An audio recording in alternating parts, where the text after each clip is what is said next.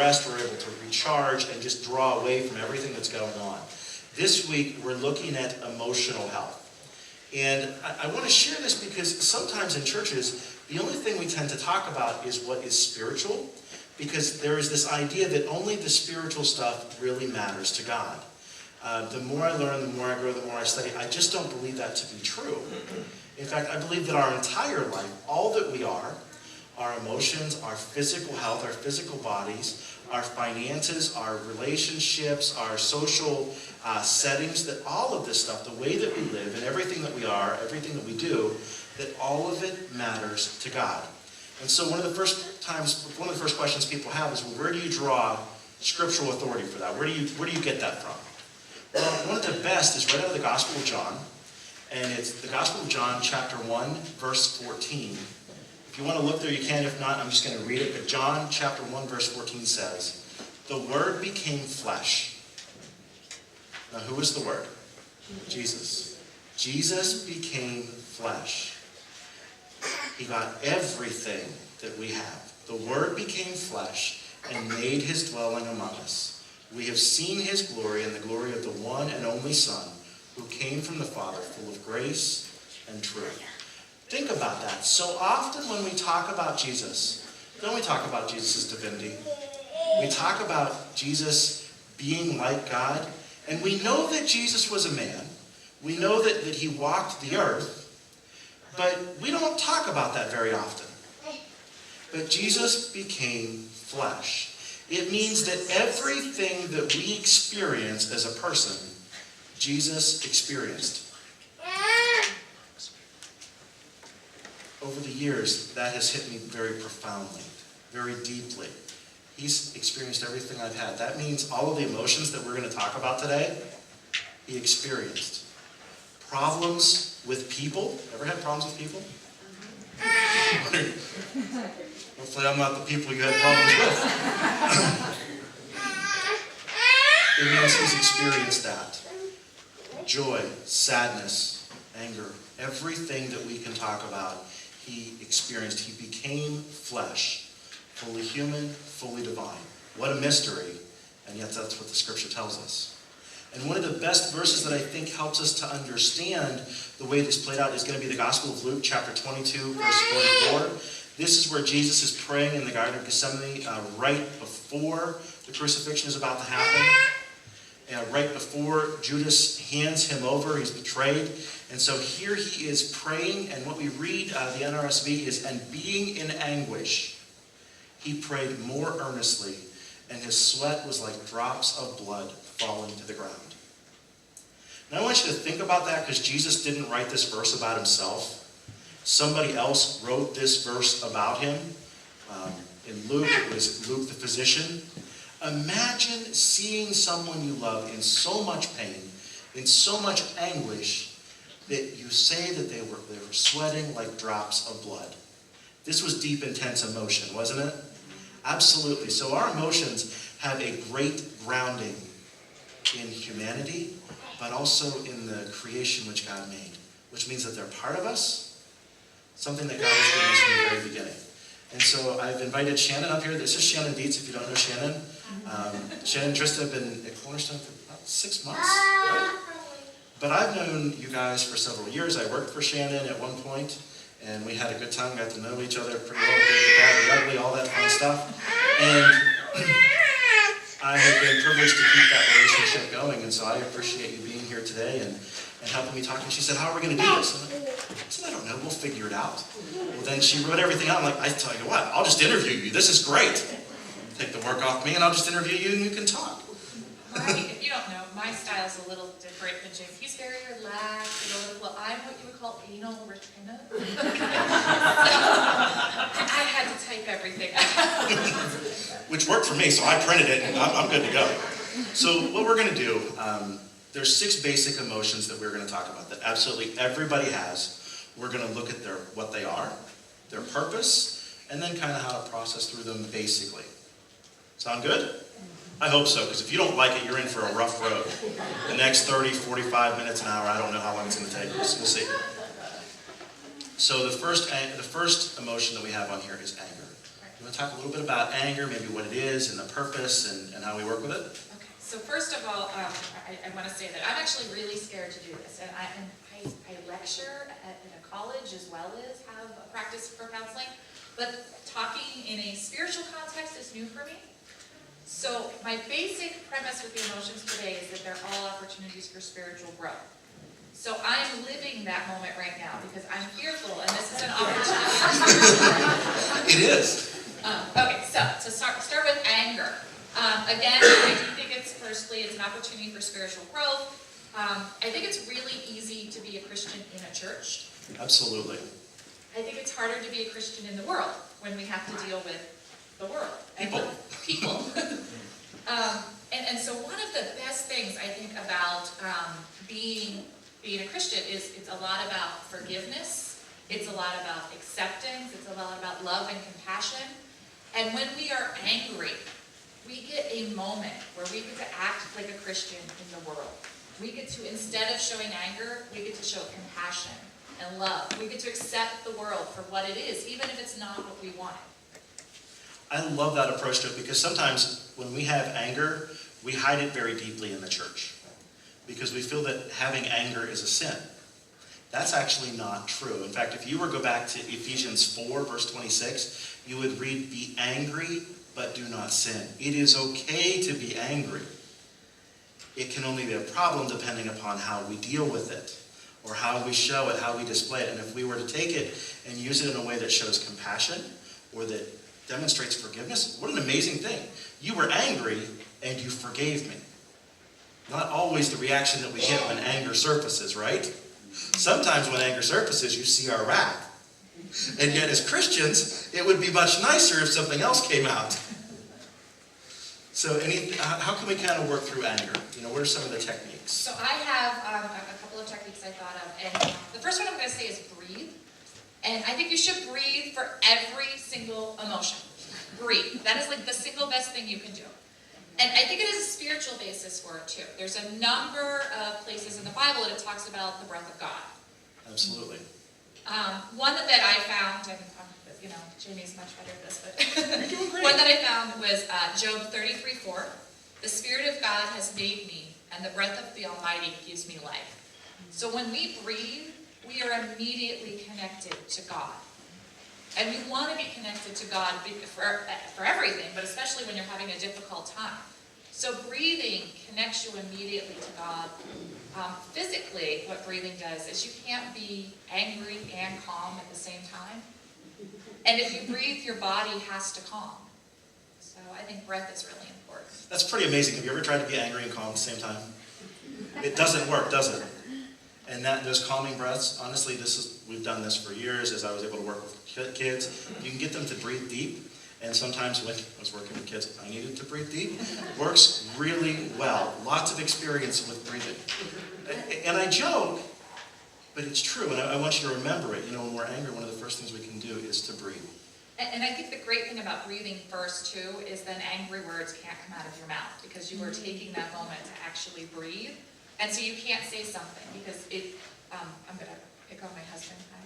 One of the rules we have in our marriage is you don't say angry things because even if you say you're sorry, you don't ever really take away that hurt that person has. And so our rule is you don't speak in anger. And we do pretty good at that. I mean, I'm sure we mess up. But so I think when you breathe first, you can't speak those angry words. And it gives us a moment to be angry without shutting it away, but yet we're not doing anything that is harmful or hurtful to anyone else or ourselves. And I do want to say something about that shutting it away. I'm not suggesting that we repress it. I'm actually saying that you're making a conscious choice. Another thing that I do for anger is I have a little reminder phrase where you say it often enough you hear it in your mind. So I choose love or I choose peace. And so you're not repressing anger. You're not saying, I'm not angry. You're saying, instead of acting out in anger, I'm going to choose to act in another way. I'm going to choose to act in love. I'm going to choose to act in peace. Excellent. And we did the forgive, huh? Yeah, I think we talked about it. Okay. We'll come back to forgive. Okay. We're going to kind of move through this because I really don't want it to take all day. Emotion number 2 is fear. And so for fear, I think that what it allows us to do, number one, it allows us to trust in God. One of the best things you can do is if you're afraid of something, pray, God, give me the courage, give me the strength. Today, I prayed, God, give me the words, so I don't stumble all over myself up here. And so the other thing that I think is really very powerful, at least for me, about fear, is it allows us to practice obedience to God. So I know Jamie was talking about the moment when Christ was in anguish, but this idea of not my will, but thine be done.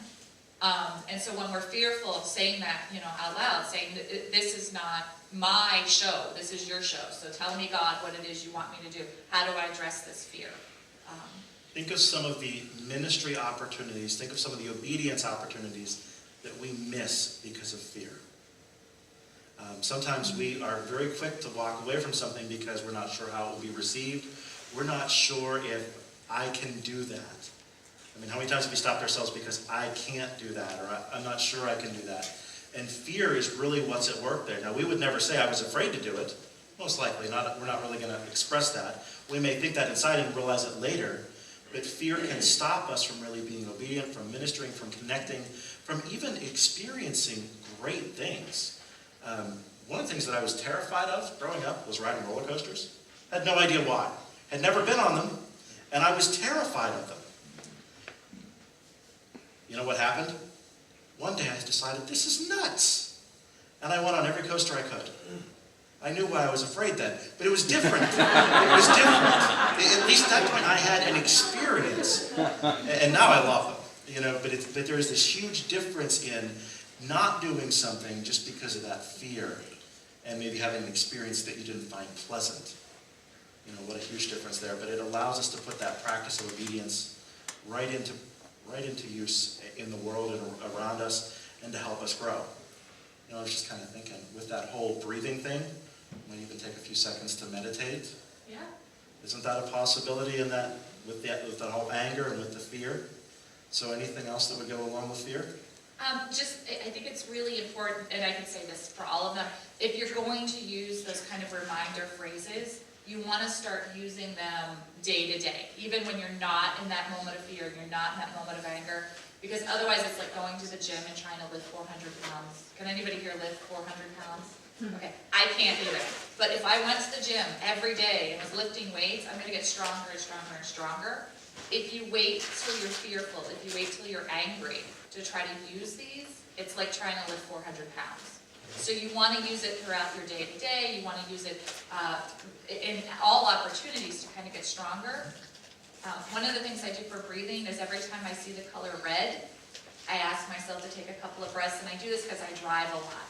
So every time there's a red light, every time there's a stop sign, I have to take a couple of breaths. I see that you have a red shirt, so I would be taking a red breath when I looked, or taking a breath when I looked at you. But that puts it into my day-to-day life then, so it's something that I have to practice. So when I need it, it's there for me. Absolutely. What great coping skills. Kim, do you breathe whenever you look at Mylon too? Is that what the laugh was there? No. Okay. Okay. Just checking there. I missed some of that. I breathe a couple there because I was getting angry. Oh, okay. But this is great stuff. And laughter is part of this as we talk about it. But what a great way to practice to use this stuff so that we're familiar with it when it comes time. What's another emotion that we're going to talk about today? Oh, sadness. And with sadness, I think there's two really important things. It reminds us to reach out to other people. Sometimes when we feel sad, we don't ask for the help that we need. Sometimes our pride gets in the way. Sometimes we just don't feel like we're important enough that somebody's going to respond back to us. But those things can all be corrected when we take that opportunity to be sad and actually reach out. We see that people will catch us, that God is there for us, that we do deserve love and kindness and compassion. And it actually gives other people a chance to care for us. I had a friend one time who said, if you never let me take care of you, you're really not letting me be a good Christian. And so this idea that when we need other people, we're giving them an opportunity to grow. We're giving them an opportunity to enact Christianity in the world. Absolutely. And there's this other part of sadness, that it's not okay to be sad. I see this at time. I've talked with so many different people in my office, and People will cry. And you know what happens when they cry? Not that crying happens when you come into my office. But it's happened that several people have cried while they were in my office. And you know what happens with every single case? They apologize. Because it's not okay to be sad in our society. Think about that. One of our basic human emotions we say is not okay to express in society around us. And so no wonder we keep sadness covered. Or we put on the happy face even though we may really be breaking inside. Or when we cry, we apologize for it. Or when we see someone crying, what's the first thing that we do? Shove a tissue in their face. Stop that. That may not be what we're saying. We may be trying to be compassionate, but we try to bring them back to this happy state because sadness just isn't okay to really have. And yet it's a part of life. It is what the disciples experienced in the 3 days between Christ's death and resurrection. It is what Christ experienced as Judas betrayed him. We understand sadness well. And one of the best things we can do is to cope well with it. Right, to even allow yourself to feel it, to allow other people to feel it. Back to breathing. Again, breathing is good for every emotion. Asking for help, reaching out. And that could be anything. You could say, I just need a hug. Or I just need you to listen. Or I have an unsolvable problem that I just need to vent about. Or, hey, I'm open to solutions because I don't have anything. And it's sometimes helpful to be very direct with what you need from that other person, to be very explicit about this is what I need. This time of year, I think people also experience some sadness, maybe because it's kind of dreary and cold. So for this kind of yearly sadness thing, I actually recommend, I'm wearing black today, but wear bright colors. Do self-care, do the things that you maybe haven't been able to do for yourself for a little while. Whether that's you're going to read a book, whether that's you're going to take a nap, for ladies, if you're going to do makeup or nails or something. I don't know what men do.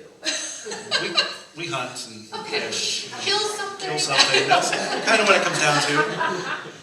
And then the other thing is, I actually do like, you can get these little, they're called happy lights. And Joann Fabrics, I guess, has them right now for like $25, which is crazy inexpensive. I actually swear by them. Because for me in the winter, I get kind of like tired and sluggish. And if I put on my little light for like 15 minutes in the morning, I actually feel more energetic and get done what I need to get done. So I actually like those. So there's definitely ways to work with sadness without just writing it off, feeling it, using it, but also some ways to cope. Right. How about disgust? Not one that we often think about. Disgust is good. and actually, I think all of the emotions are good. I never like to say that an emotion is bad, because again, my basic idea is that all of our emotions are ways to practice being good Christians. They're ways to kind of self-improve ourselves. And so we don't want to think that anything's bad, not anger, not disgust.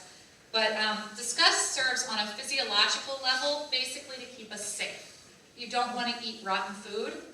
And so it kind of allows us to note that that's kind of rotten. From a more spiritual way, disgust actually allows us to recognize when we're being judgmental. You have a direct physiological response. When you find something disgusting, your nose wrinkles up. And if you get to pick up on those cues very quickly, if you start to pay attention to your body, and you notice that when you're with someone, your nose has wrinkled up, you've actually just been judgmental of that person. And I think we judge people a lot more than what we realize. We have that kind of inner dialogue going all the time, and a lot of it doesn't even come to the front where we recognize it. So if you notice with a person that your nose is wrinkling up, you can go, I'm being judgmental. And then that gives you an opportunity to stop being judgmental. The first thing I want you to do with that is notice the wrinkle, nose, then notice the thought. Forgive yourself as step number 3, because we're actually hardest on ourselves than anybody else. And so if you're being judgmental about another person, you're also judging yourself. And you can get into this weird cycle of judging yourself for judging, right? Which isn't very useful. So forgive yourself, and then you find something, some compassion or some acceptance for that other person. And if you're not to the point where you can have that, you can pray to God, please help me to find that compassion or that acceptance. Or I even had my roommate one time, I was really upset with somebody, and I said, I don't want to forgive them. I don't want to be compassionate. What can I do? And she said, well, then pray to God to help you want to be compassionate. And that actually works. So if you're not at the step of, God, help me be compassionate, God, help me to want to be compassionate. What a good step. If we're going to be honest about like self-discovery and really knowing where we're at, what an honest thing to be able to say, I don't want to forgive, even when I'm making some of those judgmental statements.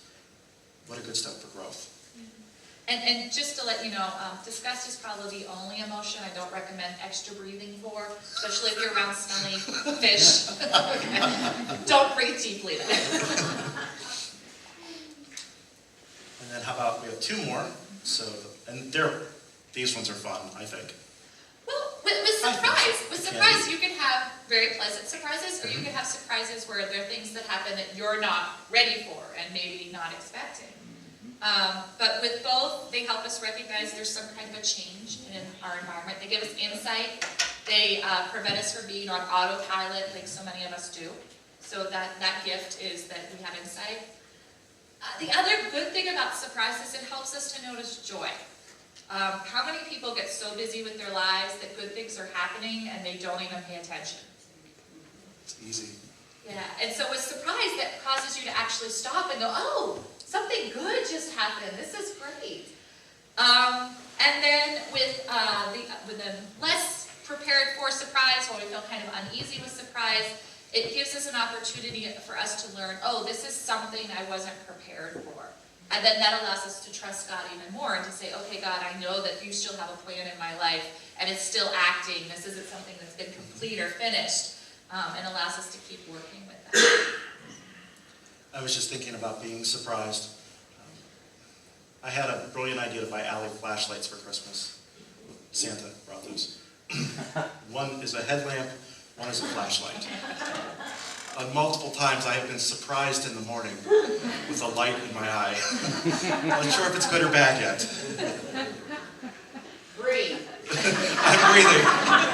Kim, thank you for listening and applying. What a perfect application.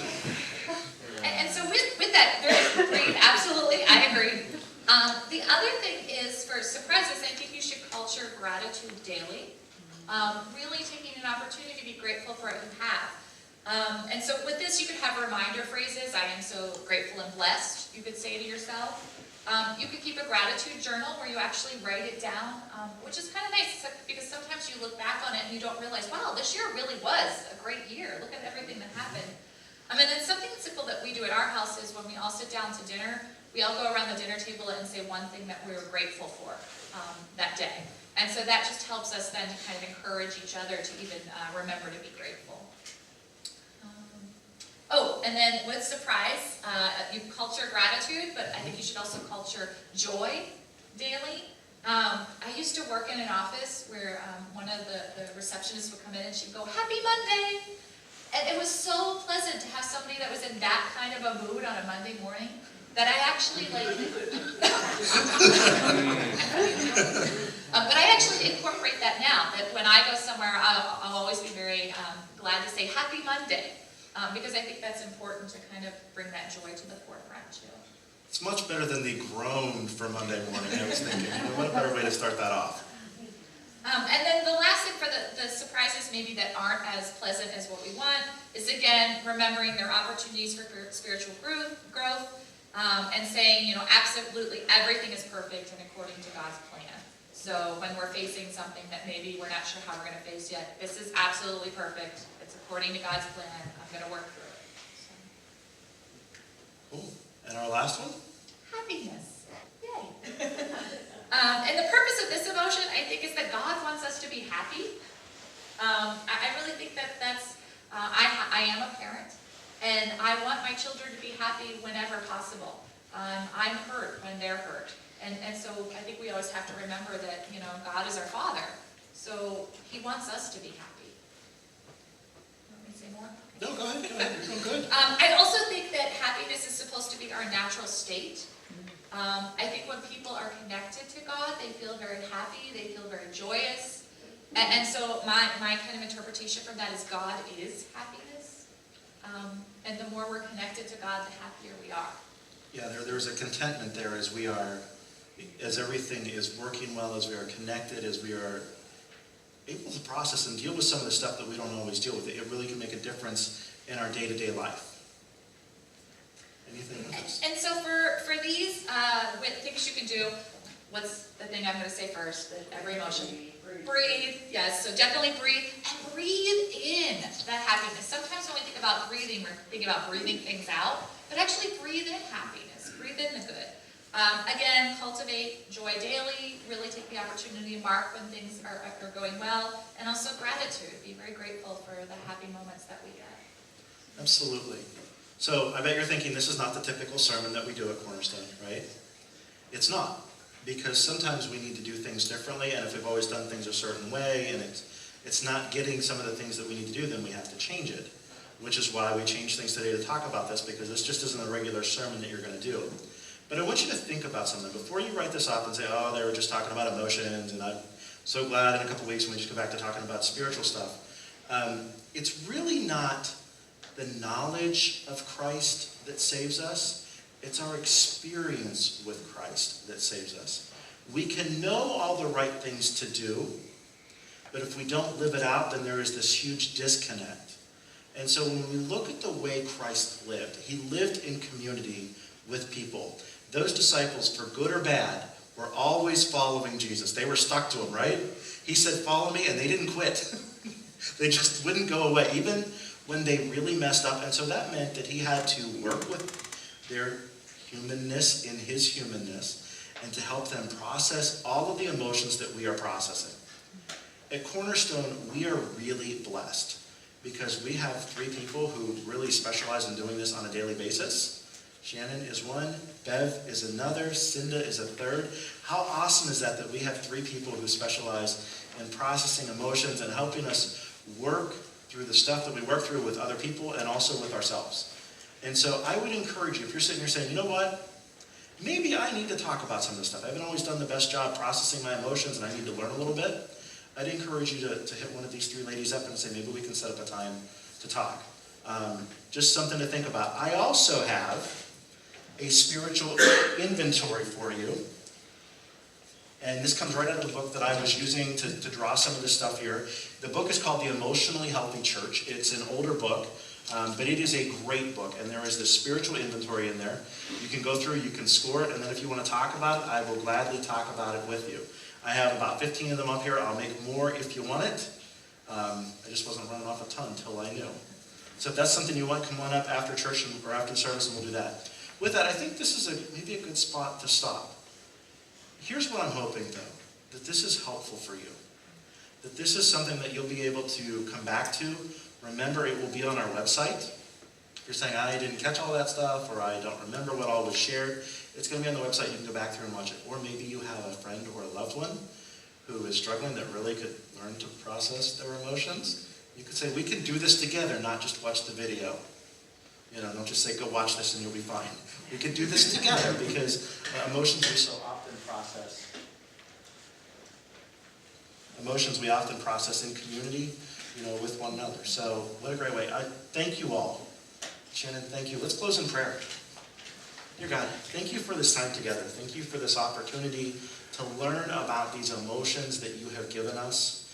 And Father, we just ask that you would help us to utilize them well, to be healthy, to understand what it means when we're happy, to understand what it means when we're sad, to understand what it means with fearfulness and being judgmental or disgust. God, we just ask that in all of these emotions, that you would bring your presence to life, that you would remind us to breathe you in and to be filled with your Spirit, and to help us live in a way that is healthy, where we show you well to everyone around us. God, thank you for this day. Thank you for this time together and for these emotions and for all of the things that it means to be created human. Amen. So, Shannon, thank you. I really appreciate it. You did great. No, you don't have to be afraid now. And once you're up here, it gets a whole lot easier. Come on, guys. Next week, we are going to do financial health. And Larry and Kate are going to be sharing this one, because when our finances are healthy, guess what a difference it has on our spiritual life. In the same way, when our finances are a mess, it tends to fill our life with worry and fear and all of these other things. And so we're going to be talking about financial health next week with Larry and Kate. I'm excited about that. And that one, we're actually going to have a small group kicking off about a month after that. So like mid-February, there's going to be a finance small group kicking off, if that's something you're interested in. So really pay attention. If you know somebody that's been struggling, invite them in next week, because I think this is going to be really good. Hey, let's close with a couple songs today. The first, our response song, is Beautiful Things. Because all of these emotions, all of these things that we experience, whether they're emotions that we're really comfortable with or not so comfortable with, ultimately God uses to make beautiful things. So let's close with that.